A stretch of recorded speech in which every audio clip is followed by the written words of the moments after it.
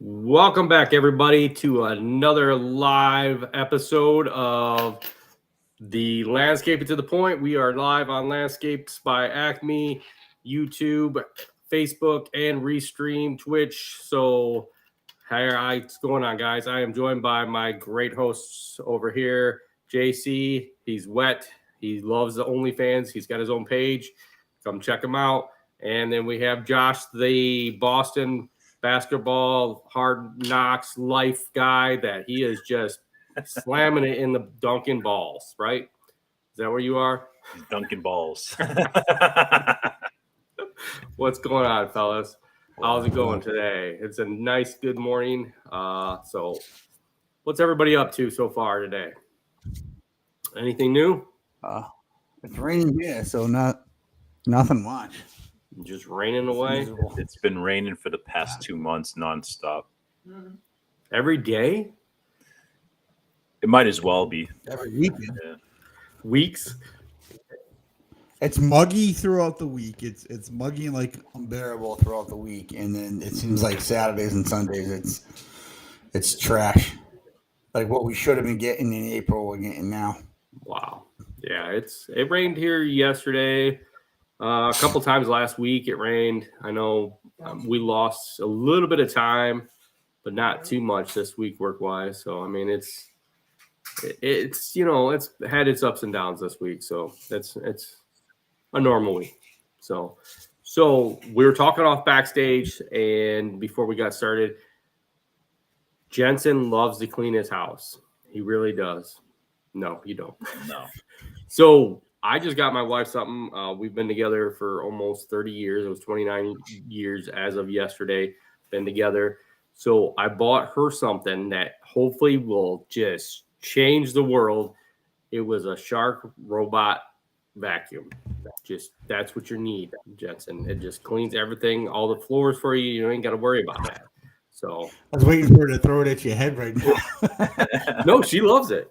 She loves it. That could be taken both ways. Like it is a nice present. It'd be a nice present, but it could also be a sign saying, hey, since you don't vacuum, I'm going to buy this machine that's going to do it for you. Like you're playing the, trying to balance that a little bit. I don't know.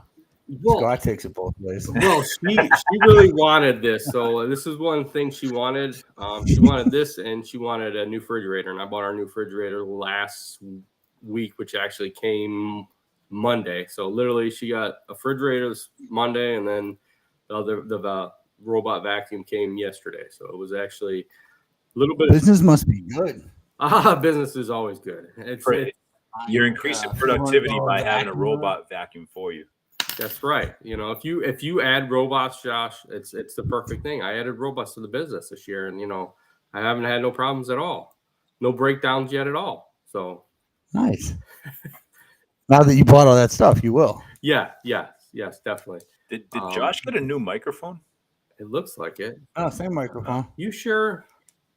I think you did. Same mic. Same microphone. You normally don't see the mic on the screen. I have it up high so you can actually hear me. Nice. So what else is going on, guys? Josh, what's going on with you and your family this week? This weekend I had my godson over for the past week, but they went home yesterday, and it's kind of been low key, just kind of chilling. It's been so muggy out that you can't really do anything outdoors. There's not a lot going on indoors anywhere, so it's been just kind of chill, getting work done during the week. There's a lot of work to do in the house and outside of the house, with kind of spoofing up the yard a little bit. So obviously those plans are kind of on hold today. Nice. Well, thank you everybody for watching. We got some viewers on there right now over on Twitch and on YouTube. Thank you guys for watching. So we're just sitting here talking. Good morning, Paul. Hey, it's always Paul. Great to have you on. Uncle Paul. Yep. Uncle Paul's on. So this week, pretty much besides work, my wife and my daughter walked a 3K yesterday. No, 5K yesterday. Sorry, I'm getting thrown at with stuff at me, but she walked a 5K, which is awesome. My daughter actually got award. She's going to state for cake decorating. She won the state representative. So she's going to state to do cake decorating. So that's actually awesome. But other than that, dude, we just been busy as heck. It's been one of those weeks too, you know, like we said, you know, the rain just come in and go. The heat was kind of pretty bad there for a couple days, and then it kind of cooled off. But now we got more smoke coming in. Are you guys gonna get some of that smoke or what? Is that the smoke coming from Canada? Yeah. Ours is supposed to be really bad today and tomorrow, so it's gonna be real fun. I got a big mulch job and landscape job due tomorrow, so that's gonna be really fun trying to do all that and all that smoke. I don't think we've really had smog from it. We've when it first started, we had some heavy days with, you know, it was smoky, maybe a tiny bit of smog. The air quality was low, but every once in a while it's noticeable. But I haven't even noticed it in the past few weeks, to be honest with you. Yeah, I think there was one day last week, like early in the morning when the sun was coming up, you kind of noticed it. But then, like as the day went on, it just it seemed like it went away. I didn't notice it after that. Wow. Yeah, you can tell. I mean, I know the last time when it was coming through towards the end, I could smell it. It smelled like, you know, burnt wood the whole time. And it was kind of like, you're just like, really? Like, you know, you can tell. I mean, it's good because it keeps the temperature cool, especially when it's supposed to be like 90 and stuff. I mean, it's keeping it cool, but it just, dude, the air quality isn't that good for anybody. And that's kind of sucky, especially us being out there and that kind of stuff. So, you know what I did this week? I don't know. What did you do this week? Bought a new car. I signed 6 snow contracts this week. That's awesome. Hustled, huh? Two year contracts. Wow. So, that's even better if you can get a 2-year snow contract out of it.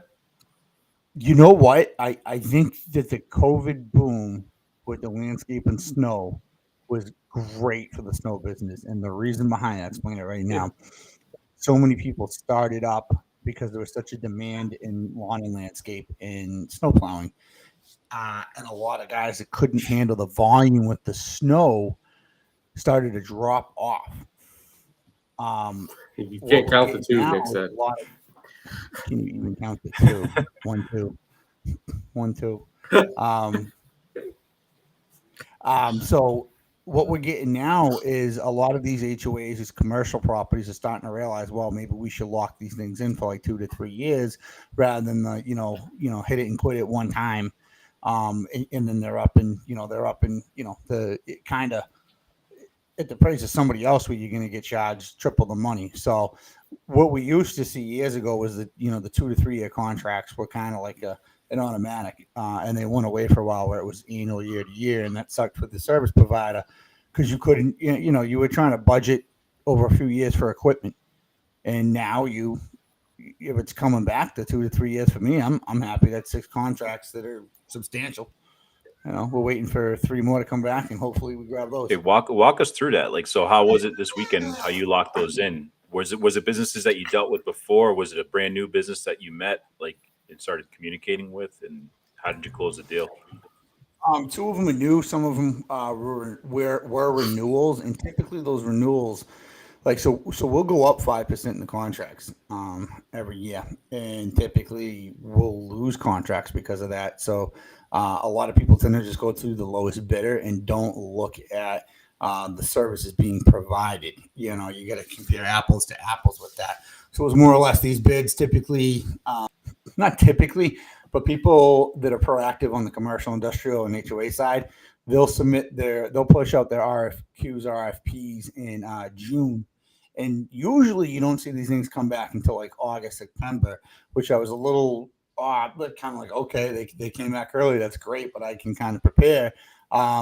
Me being me, trying to be proactive, I do kind of reach out and say, hey, listen, it's first come, first serve, and that's just how it is. Obviously, for like our utility companies we take care of, we were waiting for those contracts to come back, and they kind of take precedent over anybody else because they're lucrative, and obviously they're whiny and they're consuming.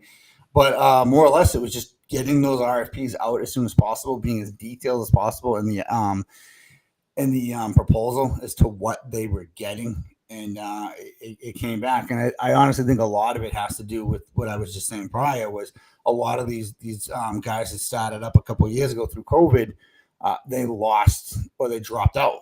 And they may have dropped out during the winter, not having the resources of the equipment. And now these places are realizing that they need to try to lock these things in and hold someone liable. Yeah. It's so okay. So now on that 2-year contract, did you automatically put in there that it would go up to the 5% every year still, or do you have it to where it's locked in for that price for 2 years? I locked them in. So Okay. what I started doing a couple of years ago is if you wanted to do annual, there was an increase every year you did annual. So I actually did one last year that was a 3-year contract, and it goes up 2% every year for the 3 years, which isn't bad, and that just covers inflation for salt, calcium, things like that. I wasn't trying to hit them, but what I did this year is if you locked in, I did the 5% increase based off. So like even the new customer, I would do my formula based off of last year, knock that up 5%, and give them the option for the 2 to 3 year lock in. And you would hope that some people would take the 3 year. Because it benefits them, especially when things are just going up and up, and inflation's not going to stop. But I think people take the 2 year just because it's comfort. Like if they don't like me or the service, and vice versa, either one of us can drop out after that 2 year. The 3rd year, almost like an NBA contract. The ones that are on 3 years, they have the option on the 2 to renew. And I will work with some of these people that the HOAs are typically 3 years, but I'll work with them as far as the pricing and not hitting with the increase if they renew for another 3 years. And for me, I don't necessarily need the increase. It's management. You can manage your plow hours. It's pretty simple to manage, how long it's going to take to plow snow and have a guy there. You can budget for that. It's the material like the calcium and the treated salt that you have to be careful with, and you have to manage precisely as to what you're putting down and what you're selling. So Nick wants to know, what do you do if you have an injury on a job? Do you guys have first aid in the trucks, or do you head straight to the ER? Do you make an accident report, and is there drug tests? I know my place, we have first aid kits in the truck. We have a first aid trauma kit in case if you break an arm or if there's a big laceration. I am certified in first aid and CPR in case anything happens. But it's like we try to minimize what's going to go on. Me and my guys go through what we're doing when we first pull up to each job to kind of say, well, we're going to do this, you're going to do that. Watch out for this, watch out for ice here. Cause you can tell sometimes when there's ice, you can tell driving from job to job if there's ice, and you're going to experience that. I do have them write out an accident report. Any of my guys, I've only had to do it once where we've had an accident report that I had them write out, and then I sent them to go get a drug test.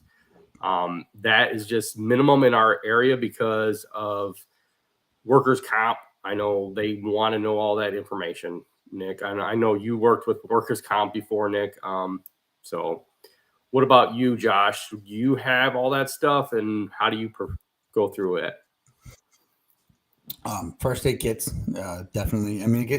I guess it depends on the severity of the injury. Kind of a loaded question. If a guy cuts his hand and, you can patch it up, you patch it up. Same thing. Like I've taken trauma courses, EMT courses. Essentially, if it's something that I feel like I had a guy that dropped a boulder rolled back on his hand and swelled up, and that was kind of an automatic, like, go to the ER. I don't want you to taking a chance and causing something else.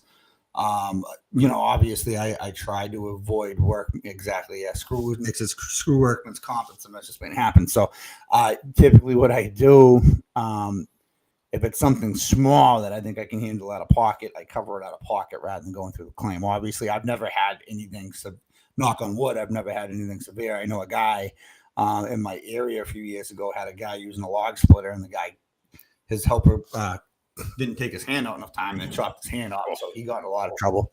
Obviously I practice, patience with equipment. You can't rush with this stuff because look at a mower. You take a freaking hand off, a foot off. People underestimate what a lawnmower can do, especially one of those big boys. So you got to teach people to kind of move slow and respect what the equipment can do. But yeah, it's more or less like, we're all grown-ups. Like if we can deal with it, we deal with it. If it's something that any of us think is severe, then we go and take care of it. But what was the second part of that question? Incident reports. Again, I've never had anything that severe. I know in the past when I worked with other companies, there were incident reports and drug tests. I specifically am careful what I report. If there's anything, like I said, I think I reported once to workman's comp, maybe. The thing with workman's comp is things like weed. Like weed's legal in Massachusetts, and I have no problem with it. It's my preference. But when it comes to insurance companies, you're under the influence. So technically, they can give you the option where you fire the employee or they deny the claim. So if that is something serious, like, and that's my problem with it, where it's so vague, where someone could have smoked something two weeks before, and the THC stays in your system for the 30 days. This person can lose their job on a fender bender for something they did on their own personal time. So that's kind of also why I try to be careful with all that stuff. Yeah, I think for me, it's one of those things where obviously I work by myself, but being working by yourself, you kind of have to be careful for your own well-being too, and because you're going to be alone on a job site. I do have the EMT first responder type of certification for CPR and all those things and aid and whatnot. Carry a first aid kit with me at all times. Tourniquets in there as well too if need be. But on another note, not just for yourself, but even for your customers. Bad luck tends to follow people, and sometimes like dealing with a lot of elderly customers, patients, you might have to step in a situation where you're going to need to, provide help for somebody or aid for somebody that might not necessarily be something that you come across on a job site accident. But obviously being careful. But my question to you guys, just because you guys have employees, safety is a big thing. Obviously, we understand that you guys are all certified and all that stuff and carry first aid kits. When it comes to discipline on an employee that maybe is doing stuff or like not wearing protective gear or whatnot, not necessarily to the point where you're going to fire this employee, but you have to speak with that employee and they continuously, do things that could get you in trouble with OSHA or not wearing goggles or hearing protection, things like that. Like, how do you guys handle those situations with those types of employees? So I've had that in the past. And pretty much it's the first time I had one guy that kind of would, when he first started, I always usually give you the first time, usually the first day, a couple days without, having boots. We like to have you have the steel toed or the composite boots or the tennis shoes with the steel toe or composite. Because if you really realize it, it was ranked in somewhere on, I forget where, but through the national government or something, that landscaping is one of the top 5 deadliest jobs out there that, require a lot of injuries and all that stuff. So, but literally after that first week, I had to send him home literally because he didn't have his boots. Told him to go home, get boots. He came back the next day with boots. Then, it's just about just going and telling him like, hey, dude, you need to have this hearing protection on. If you ain't got the hearing protection, I'll get it for you. So literally what I've been doing for the last 5-6 years is I'll go ahead and buy a good pair of the headphones for the guys to wear as soon as they're hired in. I give them a pair of glasses. That's up to them to wear, but I make them write off on it to where they sign off on it. If they're not wearing that protection, it's not against me or my company. Awesome. Yep, that's smart. That protects me altogether. That, hey, you're giving the tools to you. I'll give you a pair of gloves. I'll give you, whatever it costs. And if they come to me like the newest guy that I've had, he's worked with me 4 years. Every year I go out and buy him a pair of boots. If he doesn't want me to buy him a pair of boots, I'll give him the money for a pair of boots. He goes out and gets it himself. He makes sure that he has everything that he has. If his hearing protection has a problem and he can't hear out one ear, he'll keep using it. He'll keep using it and say, yeah, my hearing protection's not good. It's not, when I see a good deal on him, I'll go ahead and buy another pair for him and say, here you go. That's where documentation helps you out. Like even if you write an incident report about an injury where, like you said, you have people sign off on the equipment and safety, the protection that you offer them.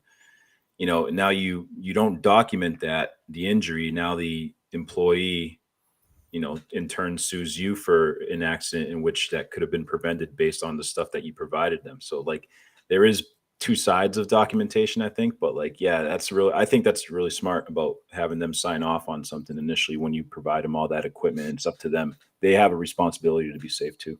Yeah. I mean, I learned from working with a big company, and a big company, which was nationally owned, had us all sign off on that and sign off that pretty much when we left, we had a no compete, which we couldn't do the same stuff that they did. We couldn't go after their customers. So that's how I kind of learned, to where it's like, you got to have that stuff in place, to where if a national company is putting that out, they're not responsible for what you do on their time, getting hurt and all that other stuff. It could add up. I mean, yeah, they covered it if you got in an accident and you broke your leg or something out on the job. They cover that. Okay. But if you weren't out there with your hearing protection and shot a rock in your eye, or you were playing with a nail gun and shot it up in your leg like Nick did, that's on you. You should, if you did that on your own, that's on you. But that's definitely something that we, I want to answer Paul's question. Paul Camara asks, does signing off really work? I wouldn't say that's a guaranteed thing. I haven't had a lot of experience, but I wouldn't say it's a guaranteed thing that it's going to work. But I think if anything, at the very least, it gives you a little more standing, a little more argument, and a little more protection to what you did. Because if you don't have an employee sign off on safety things, or the fact that you provided them with the equipment, they're going to hammer you on the fact that you didn't provide that stuff. But at least having it on hand, it's always good to have it and not need it than need it and not have it. Right. Josh, you're Nick's in the comments talking about BWC. That's a personal thing, Nick. You might want to stay away from that. Yeah. But just to kind of piggyback off Jensen and on Paul's question, does signing off really work? Was the question. And no. I mean, again, you can tell people till you're red in the face, safety stuff and have them sign. But like Jensen said, essentially you then the liability, and you have ground to stand on. You have grounds where you can prove that person was told 3 times. Typically, like even in the corporate world, it's 3 write-ups and you're gone. So it's the same idea where if you sign off or you write them off, you go through. It's just a leg to stand on. I don't think it's anywhere. I actually had a I told you so moment years ago.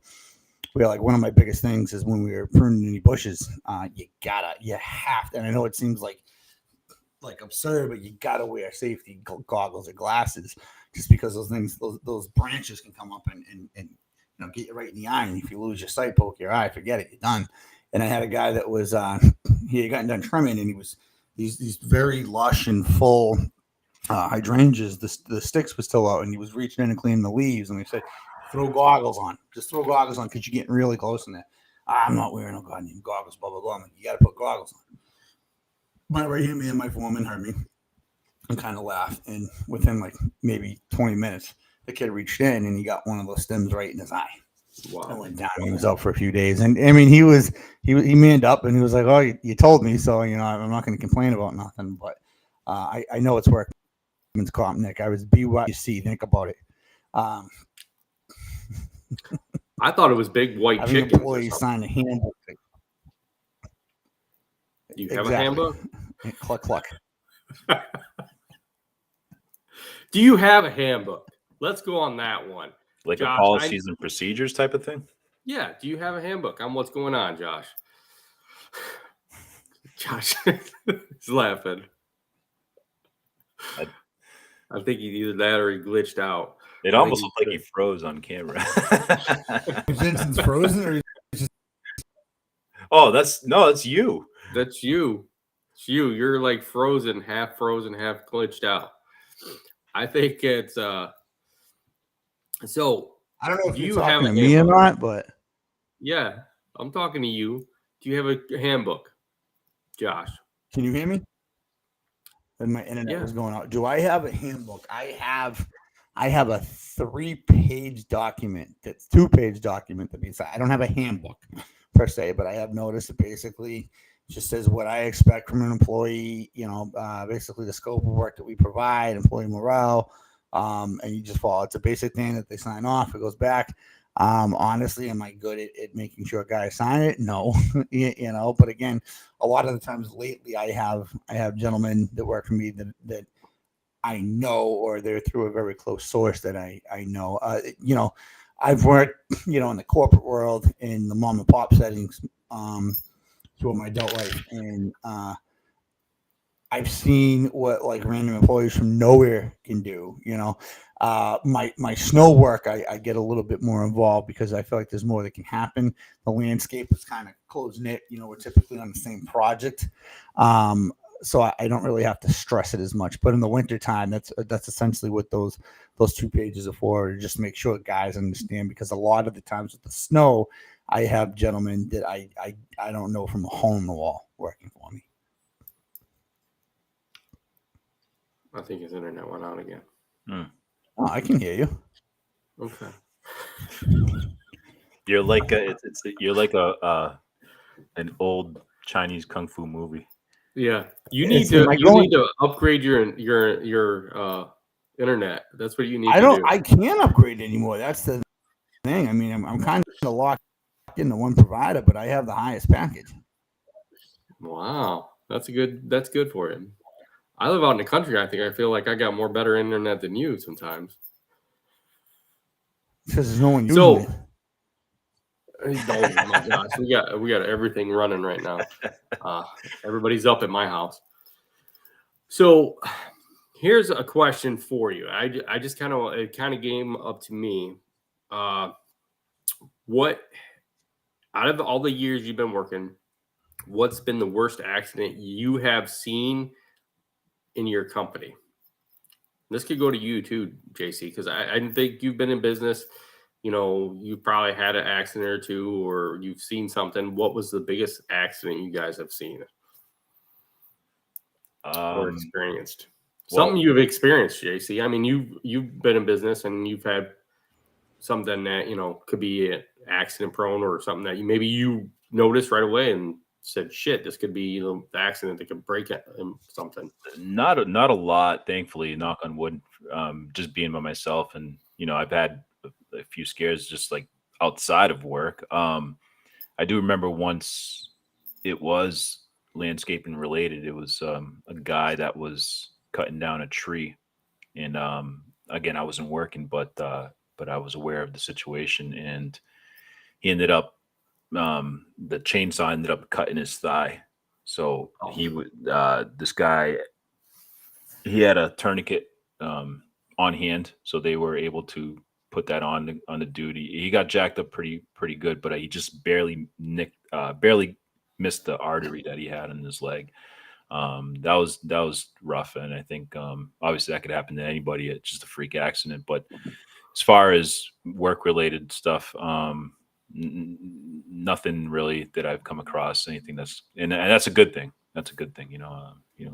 Being by myself and whatnot. I don't like ladders. We were talking about that earlier before the start of the podcast. We were just talking about like cleaning out gutters and stuff like that, and something I have to do. But I remember one time that I was installing window shutters, and one of the plastic plugs got stuck, so I broke it, so I had to take it out to put a new one in. And I was yanking on the thing didn't want to come out, and I'm on a ladder. This is stupid me, and I just tugged it like really, really quickly. I almost fell backwards and fell down. Thankfully I didn't, but yeah, nothing work related. I'm just a simple going out there lawn mowing by myself, and nothing crazy.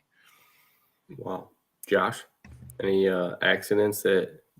Nothing gory or anything like that. Honestly, I'd say the worst one I did to myself. It's when I had first started. I was trimming bushes midsummer. I wasn't drinking a lot of water. I think I had a little bit of heat exhaustion, and I had stopped to trim the bushes, and I was using a pair of they were like cheap electric head trimmers, like Ryobi or something. So obviously, with the cheap ones, when you take your hand off the trigger, they still tend to keep going the blades back and forth. So just being completely out of it, I let go of the trigger and for some reason grabbed the blade. Oof. And my finger got caught.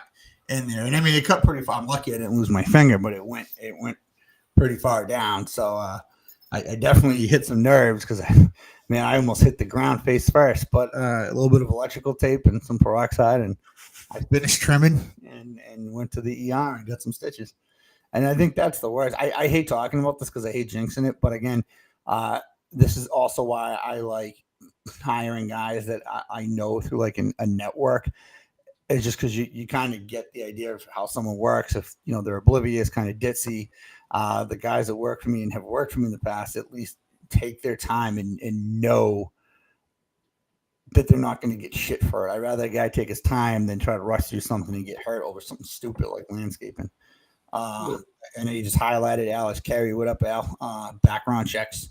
No, I don't do them. And I think Nick kind of hit the nail on the head there as far as saying, like, in this industry, you wouldn't have anybody. Now, the more and more that I get into kind of the new development in the industrial, I think I'm going to have to start doing that for certain reasons. Obviously, like if you're school zones, things like that, I have to be careful. So, but the answer to the question, I don't do background checks right now. No. Okay. Yeah, me either. It's more of the same thing. I kind of look for people that I know or people that work for me know or friends that are looking for something for work.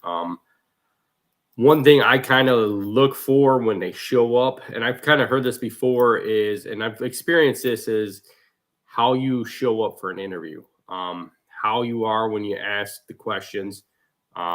If you show up lazy looking and just, look like crap, I'm not going to hire you. I mean, that's one thing it is, I had one guy come in, I got from a good resource that he was pretty much a preacher's son, did everything that needed to be done. He's going to be a great guy.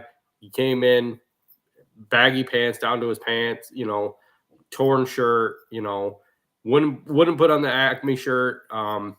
Just, you could tell he didn't take a shower the last couple of days. It was kind of like, after that first day, I was like, dude, it's not going to work out. It's not going to work out. You're not performing what I want to be performed. And, I'm not going to go ahead and continue to do this. That's, I want somebody that's going to come in. They are going to wear the shirt that, you provide with them. They're going to make sure if it gets a hole in it, you're going to let them know. They're not going to come in with all kinds of holy clothes and say, okay, I'm here to work. No, come in with dress appropriate, and that's one thing, pants or shorts. I don't care if you wear shorts, you can wear shorts in the middle of winter at my place. I don't care. As long as you're kept warm, that's fine with me, but you get out in that negative degrees, you're definitely going to want bibs, and if you got to put bibs all over your shorts, you're good with me, so. I want to just touch. Alex Carey said something. Depending on where you service, we service elementary schools. It's required, and I get that. And Alex, I'm assuming you're a smart dude that you're doing this during the onboarding process or before. And I'm going to give guys kind of a heads up. There's a couple things that people will know that's federal law. One, a person does not have to submit their social security number on an application. You can't do that. It's against the law. Two, if you don't run that background check prior to offering them the position, it's illegal. They can sue you for discrimination. And I've been through it before in the last paycheck job I had, where the general manager was so desperate. He was so desperate for an employee that he liked this kid, and this kid was young. This kid was like 18, 19 that we were hiring. The general manager jumped the gun, hired him, didn't do the background check correctly.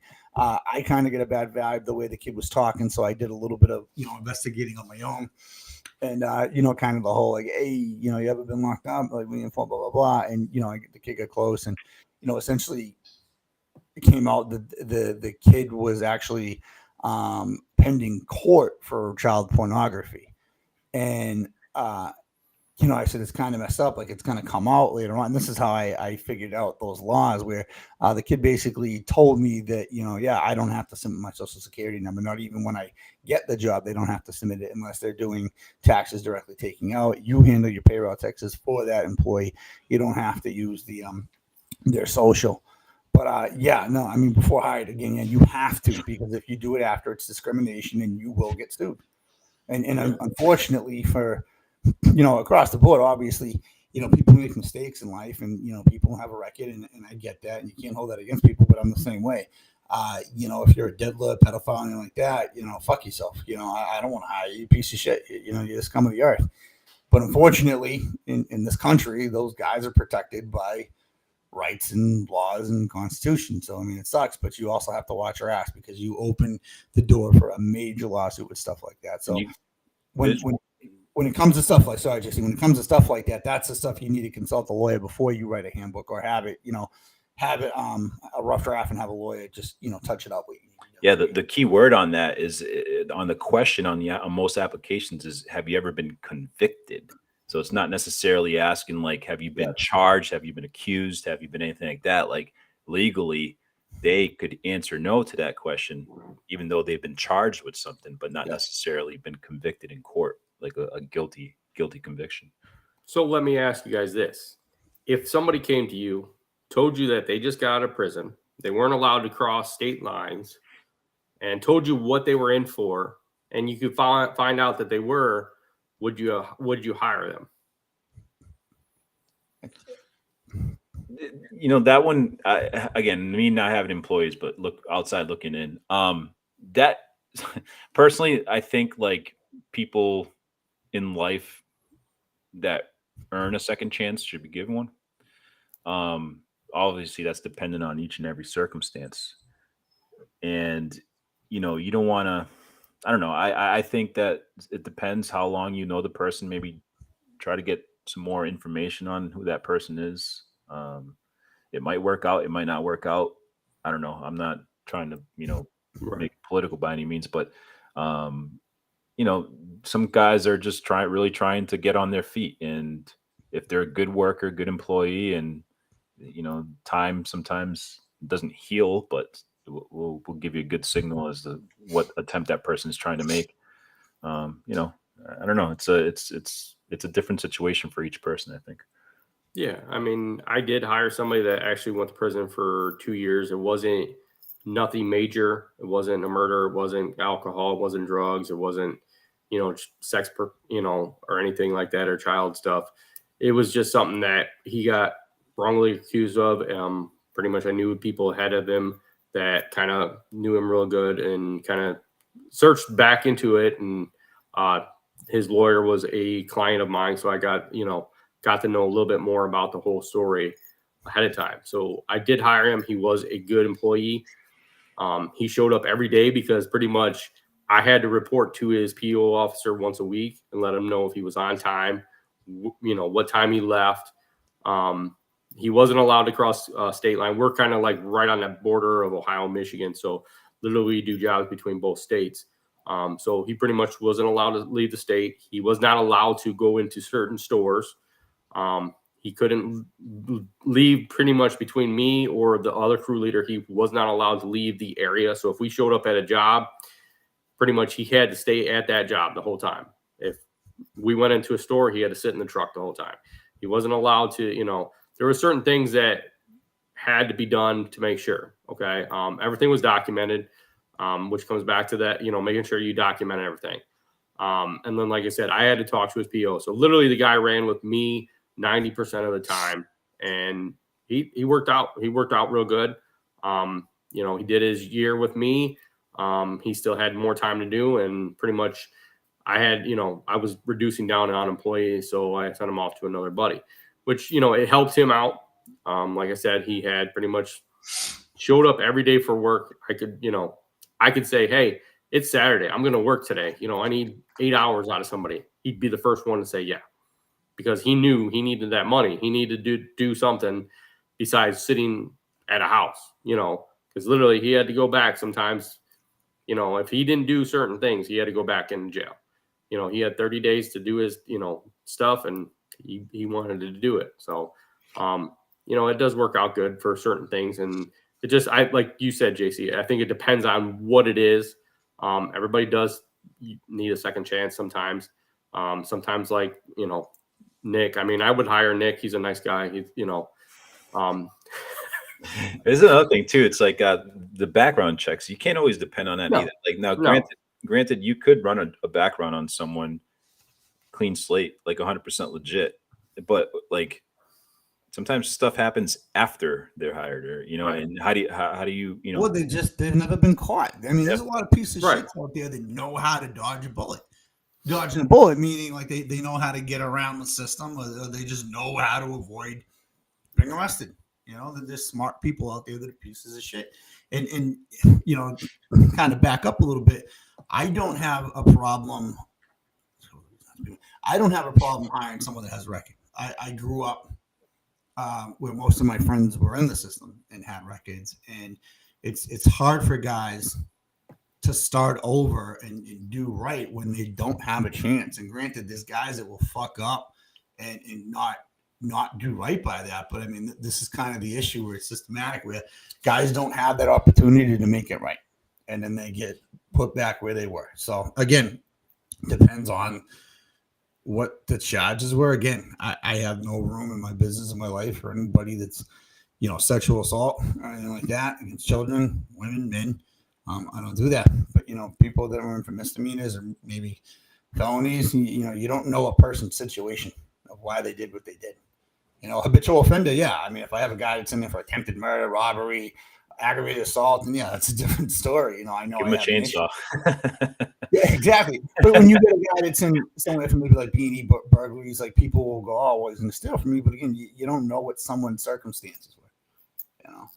And it sucks. You got to roll the dice, but I mean, it's each their own. Some people don't want to do it, but I don't know. So I got a good one here. Paul just said, let's cover the reasons not to be in business. There's a good topic. I mean, that is, I think it's one of the biggest topics. I mean, money is always a big cost. I would say stress. I mean, you can get a lot of stress out of this. We talked about mental stress, a couple weeks ago, and it's just, it can have a lot on anybody in this business. Long hours. Some people don't realize how many hours we actually work as a business owner. I mean, it's a lot. I mean, I think Josh could tell you. I mean, even JC could tell you. I mean, it's a lot there. It's almost similar to like renting a house and buying a house. Like when you rent the property, all you have to worry about is paying the rent. And it's like everybody's like, oh, I want to own my own house. It's gonna be great. And you go out and buy your house, and now you're responsible when the water heater breaks. You're responsible for the snow removal. You're responsible for maintenance. You're responsible for repairs. You're responsible for excise taxes.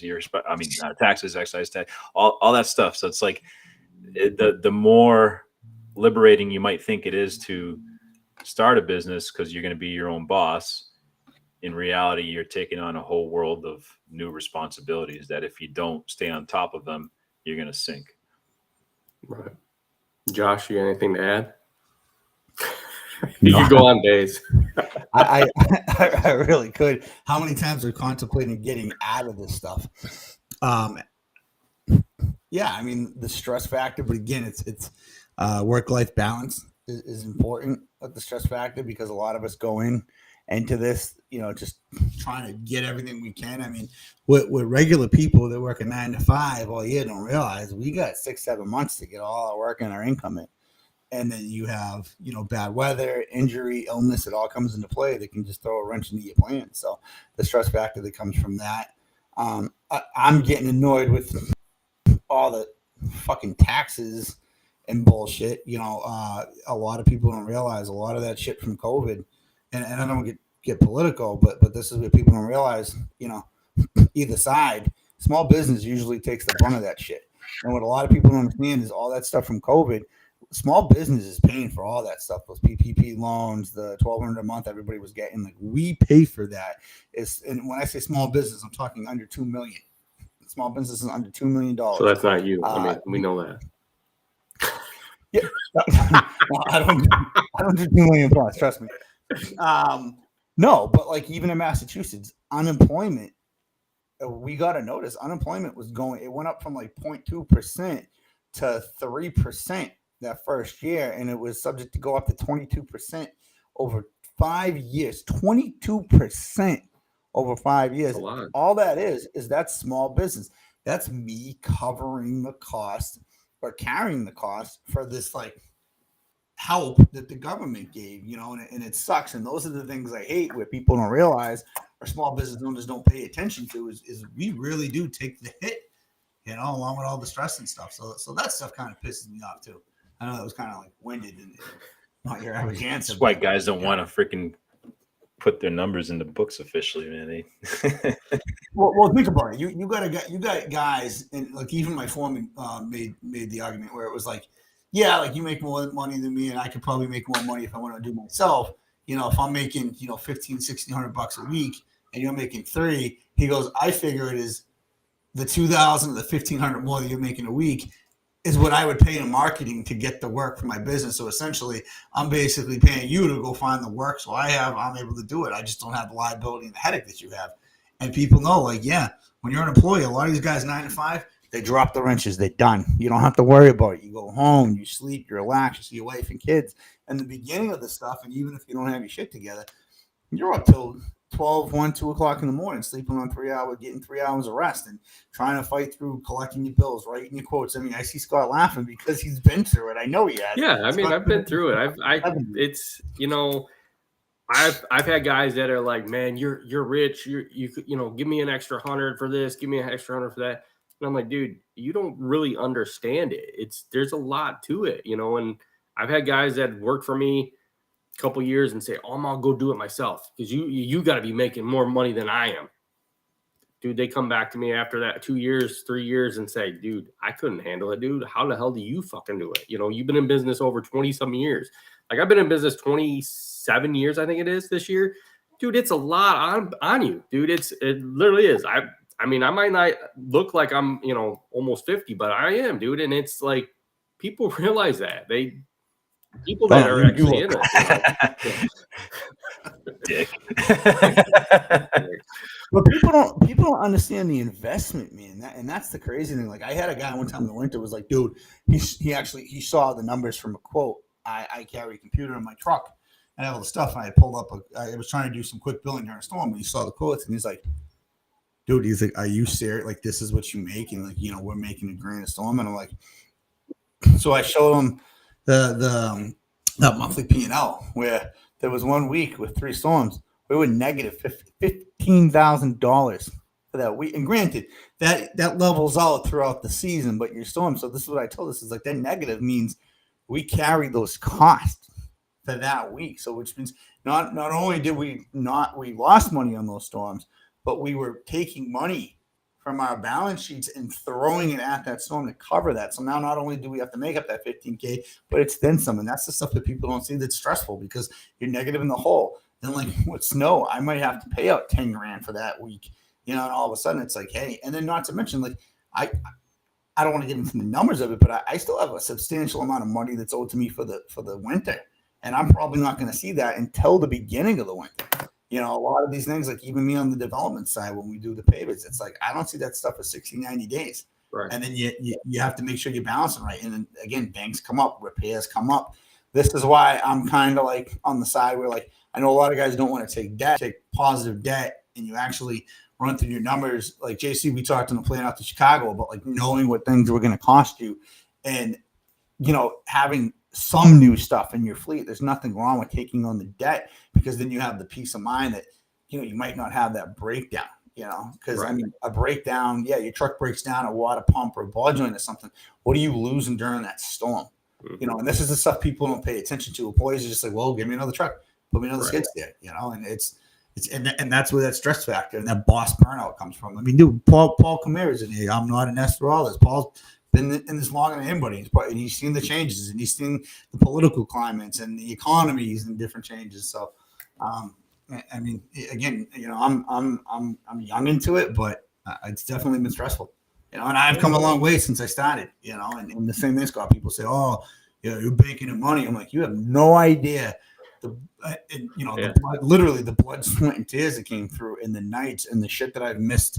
That my kids had going on because I had to make sure things were done. And obviously now I'm kind of at the point where I just, backed away and was like, it's not that fucking important. It's money, you know. As long as I Right. stay organized and I have my workload coming in, you know, I want to live my life. Yeah, I think we've all had our ups and downs as business owners, and I know there's many nights in the past where I'll be like, shit, do I even want to continue to do this? You know, and I push through because of, you know, I want to do it. I want to give people the best work I can. I want to, you know, go out there and provide for my family. I want to, you know, be there and I tell you what, I could not do anything else. You know, I've tried many of jobs. I've done many of things that people would, you know, would love to continue to do. To me, it's not worth it.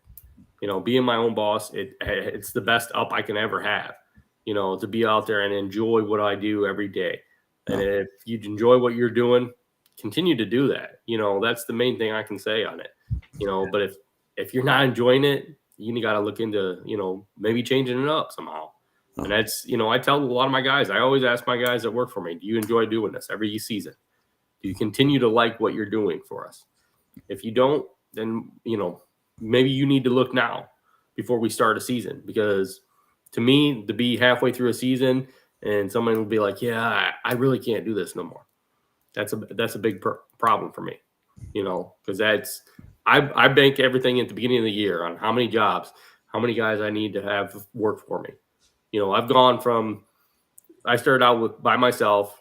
Within the first year I had a guy. Okay. And then I've gone all the way up to, you know, 11 guys at one time. And now I'm back down to just me, one guy, and a part-time person.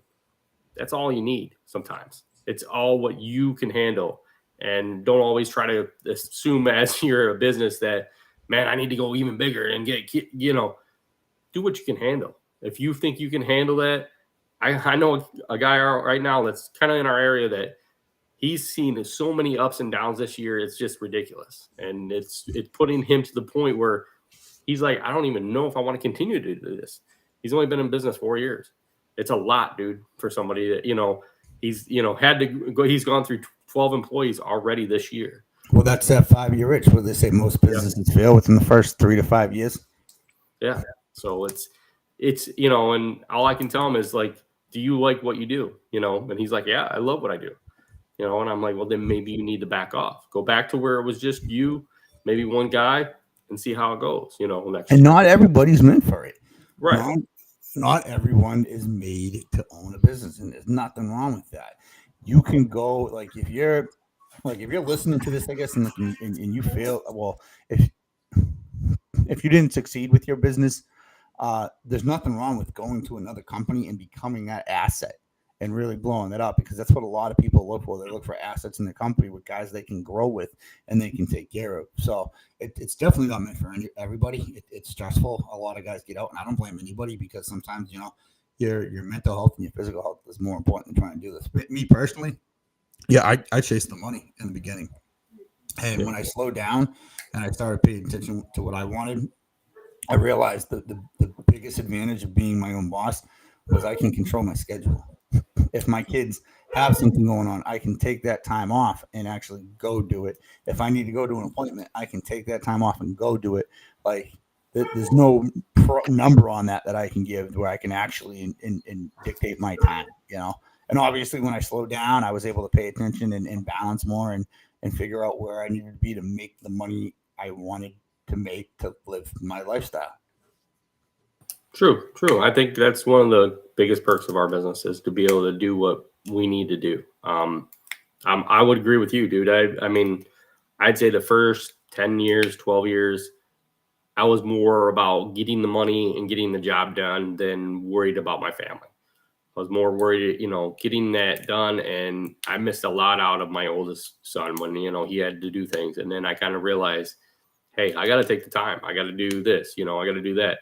I ended up, you know, I still coach here and there. I've coached soccer for many years, from my youngest and my oldest all the way up through, you know, and and now it's more of like, I have a guy that works for me that I trust. I can send out, he can do it. You know, we have enough work that he can do it. I can do it. We both can do it and get it done in almost the same amount of time if we have to. But it's like, if I need to take the time, I can take a day off and say, okay, I'm taking the whole day off, dude. You got this. we'll make it up. And he's willing to do that. He's willing to work the extra hours. He's willing to do that. And I think it's about finding that right person that works for you to actually help out. I don't know. Josh is not shaking his head, so he's lost. No, I'm just taking it in. Yeah. I have this conversation a lot with guys in my area. I think it's all conversations that guys need to have. Yeah. And you need to hear other business owners talk about it. That's why this podcast is the best. We're not trying to sell you shit. It's just truth. And No. Pretty soon we will, but not now. Yeah, I think to kind of just to give my input on that, it's that with anything in life, man, what's your purpose? Like, ask yourself that. Know your purpose. Ask yourself, even despite all the negativity, despite all the stresses, are the pros worth it for you? And then if you find at least one good thing that kind of gives you a reason to continue forward, then continue forward. But like you guys said, if it's not for everybody, and the first couple of years, even still with me, and I'm nowhere near anywhere you guys' size or management level, but learning to figure stuff out could be very stressful, and you could question yourself. I've done it many times, and I don't know if this is something that's going to be, long term for me. But right now I'm enjoying it, and the little that I do, I'm enjoying it. And it could be very intimidating to dive in the deep end and figure out whether or not you're able to swim. Yeah. So you can find this and How to Become a Billionaire with our co-authored book available on Amazon for $9.99. None of us are billionaires, but buy the book. By the book, yes. Don't worry. It's coming soon. Okay. Landscaping to the Points, How to Become a Millionaire is coming soon. Okay. It's already in the works. So working on how to market yourself on OnlyFans. Yeah. Blue Chew, baby, sponsored by Blue Chew. Yeah. So this was a great episode. If you want to be a sponsor, please contact us at Landscaping to the Point. But definitely continue to listen to us. I think we all have some great comments and some great talks about everything. This is our opinion. This is always live. This is always, we don't edit any of this stuff, no matter if it goes up onto our Spotify or not. We don't edit any of this stuff. So please like, comment, share it. Continue to listen to us. Continue to come on, watch us. I think we've had some great people today. Thank you guys all for watching. Thank you, JC. Thank you, Josh. Real quick, because I was going to send this text out. Paul Camara and Alex Carey, if you're still watching, I was going to send a text with Jensen in there. But I think Jensen and I are maybe about an hour from you guys, so we all got to link up. We can FaceTime Scott and put him in a chair. But we all got to link up at some point. I don't think you guys are around with Mass, and I think we're about an hour away. So Yeah, it would be nice to. I think we should Paul on too. Paul would be nice to have on. I think he's got a lot to share. If you're definitely listening, Paul, we want to get you on, dude. Also, one thing, if you're listening now, if you wait till September, I know we have this big conference coming up, and it's coming in October. Okay, I will be there. It's called the Equip Expo. But before that, in September, I will be somewhere special, and I will have a lot to share. I'm going to do a live event, so hopefully you guys will continue to watch us there. Hopefully JC can join me and Josh can join me, and we can get another person on, and we can have a good conversation about some new pieces of equipment coming up to the Equip Expo. So continue to watch it, guys. Thank you so much. Continue to listen, like, and share. Enjoy the day, guys. Tell a friend to tell a friend. Yep. Continue. Call them now. Tell them all about Landscaping to the Point. See you guys later. later. Enjoy the day.